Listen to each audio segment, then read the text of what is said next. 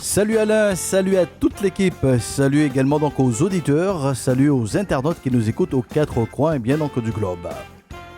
Bienvenue dans l'émission Bonne Nouvelle, animée par le pasteur Josias. Nous entamons l'avant-dernier mois de 2021.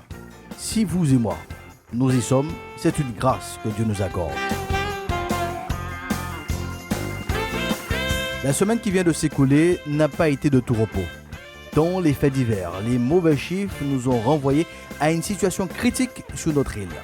J'aimerais prendre le temps de les considérer avec vous, de manière à ce que nous soyons interpellés, qu'il y ait une vraie prise de conscience. En premier lieu, il est inadmissible que des paroissiens aient été perturbés dans leur lieu de culte, qu'ils aient été agressés et blessés alors qu'ils s'apprêtaient à suivre le service.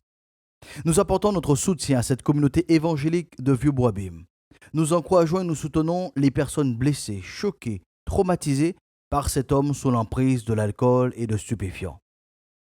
Nous devons rester vigilants. Notre société ne doit pas basculer dans le tout m'est permis. Donc il n'y a pas de règles, donc il n'y a pas de limites. Quelle que soit l'obédience, le sacré doit être respecté. En deuxième lieu, les chiffres de la sécurité routière sont effroyables. En 43 semaines, nous avons 51 tués sur nos routes, dont 65% sont des victimes vulnérables. Mais que se passe-t-il sur les routes de Guadeloupe? Nos routes ne sont pas les moins bien entretenues de la Caraïbe. Les véhicules vendus ne sortent pas du musée de l'automobile. Ils sont suréquipés en options. Mais que se passe-t-il sur les routes de Guadeloupe? Nous n'avons pas un code de la route spécifique, puisque les loueurs de voitures placent leurs véhicules à tour de bras auprès des touristes. Mais que se passe-t-il donc sur les routes de Guadeloupe? Ce n'est pas faute de campagnes de sensibilisation, d'intervention sur les médias ou de sculptures dénommées T-Christophe au bord de nos routes. Mais que se passe-t-il donc sur les routes de Guadeloupe? Ces chiffres nous interpellent sur nos dispositions quand nous partageons la voie publique.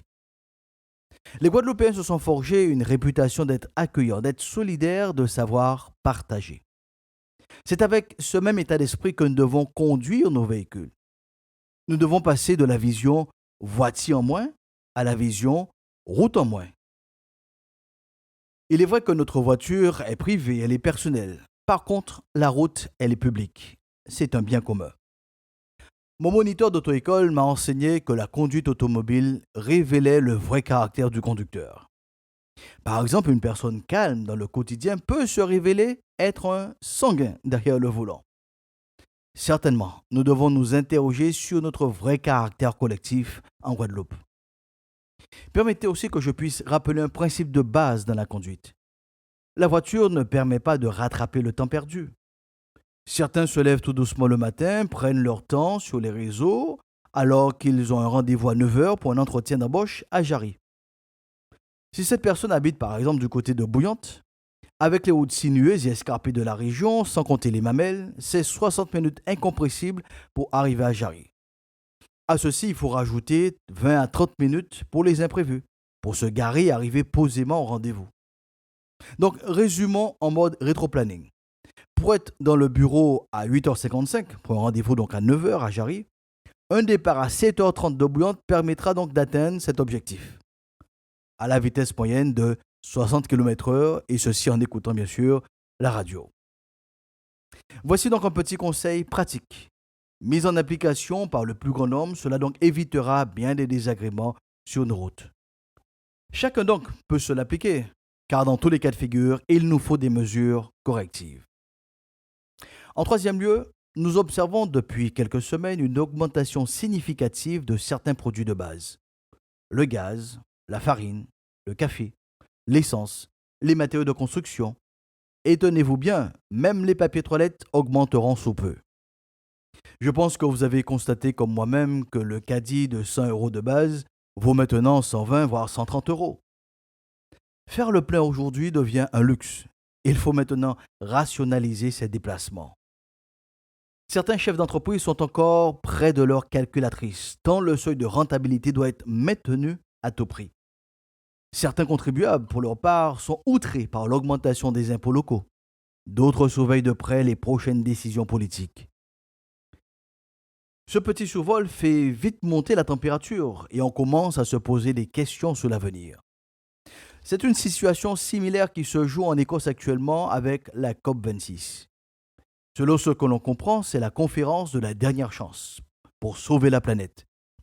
Au-delà des beaux discours des hommes d'État, ce qui est le plus attendu, ce sont les actions qui démontrent la volonté du changement. Chers auditeurs, chers amis internautes, j'aimerais vous poser donc une question. Quel est donc le point commun entre la COVID-19, la COP26 et la crise économique qui s'annonce? Le point commun, c'est qu'un choix s'impose entre la santé et l'activité économique ou les flux financiers. Là, c'est pour la COVID. Le point commun, c'est qu'un choix s'impose entre l'équilibre du climat et l'activité économique ou les flux financiers. Là, c'est pour la COP26. Le point commun, c'est qu'un choix s'impose entre l'activité économique ou les flux financiers et l'homme en lui-même. Là, c'est pour la crise économique qui arrive. Nous constatons donc que le gestionnaire des ressources de la Terre, qu'est l'homme, est donc pris dans son propre engrenage. Quand vous arrivez dans un carrefour où vous devez choisir entre la santé et les euros, quand vous devez faire un choix entre la diminution du réchauffement climatique et le maintien des activités polluantes, quand au nom de la rentabilité, on préférera jeter à la poubelle de la nourriture au lieu de donner à un homme qui a faim, c'est que nous avons donc atteint un extrême dangereux. Comme dit le roi Salomon, il n'y a rien de nouveau sous le soleil. Ce qui a été, c'est ce qui sera. Et ce qui est aujourd'hui a été hier. Ce que nous vivons aujourd'hui, c'est déjà produit, comme le Christ l'a annoncé en Luc chapitre 17, où il déclare au verset 28. C'est encore ce qui arrivait du temps de Lot. Les gens mangeaient, buvaient, achetaient, vendaient, plantaient, bâtissaient. Mais le jour où Lot sortit de Sodome, une pluie de feu et de soufre tomba du ciel et les fit tous périr. Il en sera de même le jour où le Fils de l'homme apparaîtra. En ce jour-là, si quelqu'un est sur le toit en terrasse de sa maison, qu'il n'en descende pas pour prendre les affaires qu'il aura laissées en bas, de même que celui qui se trouvera dans les champs ne retourne pas chez lui.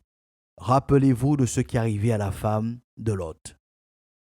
Lors d'une prochaine session, nous analyserons le contexte donc de la ville de Sodome et de Gomorrhe, pris donc en référence par le Christ lui-même. Ce qui nous préoccupe pour l'instant, c'est que le Christ nous invite à faire un choix, même entre Dieu et maman, entre Dieu et l'argent.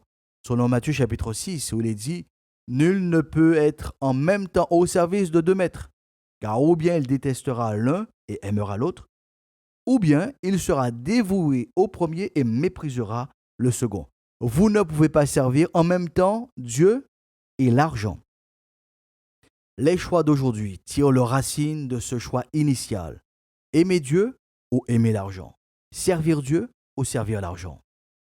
Ce n'est pas une question religieuse, c'est une problématique existentielle qui s'impose à chaque être humain. Pour mieux considérer cette problématique, je vous donne rendez-vous dans une prochaine session pour aborder le duel, le conflit entre Dieu et l'argent. En attendant, prenez bien soin de vous.